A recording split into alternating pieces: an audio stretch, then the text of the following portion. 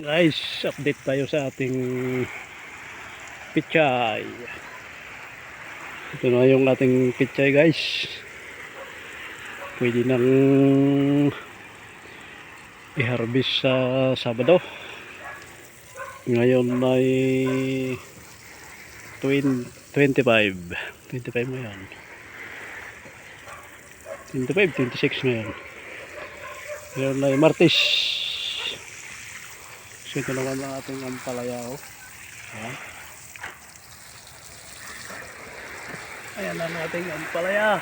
Nag-uumpisa ng busbong. So ay ating i-harvest sa Sabado ang ating pichay. Pwede na. Tapos magtatanim tayo ng saluyot. Ayan ang ating punla ng saluyot. Ito yung ating mga sitaw, kakaunti lang ang tumubo.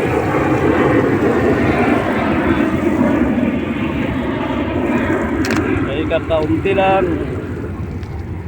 Pero itong pichay yung marami.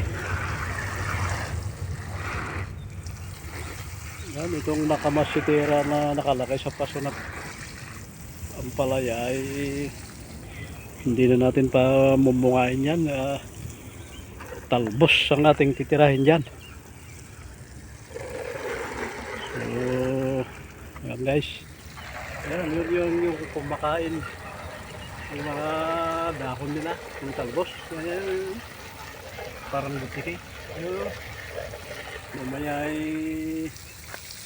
yan ko yan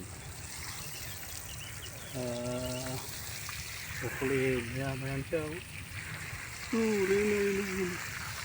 Hindi na kaya nilagyan ko ng ano ito, ng net para hindi na sila makapasok, pero meron pa rin sila kasi yung kumakain ng dahon ng pichay noon.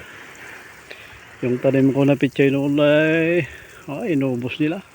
Yun lang natira noon, yun namumulaklak na, hindi nakadahon.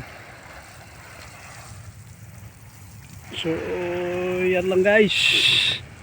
Ayan ang ating mga kasama sa kabila, yung mga matanda. Dahil ang mga kasama natin dito karamihan matatanda, mga pensyonado.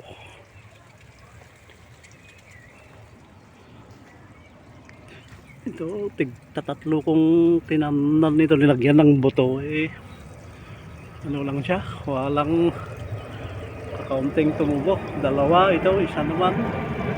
Pero okay na yan, dalawa.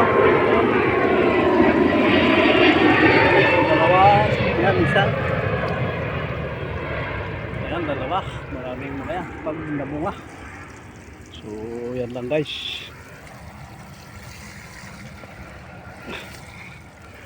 Pisahan ko ng huliin yan. Yan. Huliin ko yan para itapon sa kabila. Ito naman ang tanim ng ating mga kasama rito. Pipino, kamatis, yan, talong, zucchini. Yan ang mga malulusog na zucchini.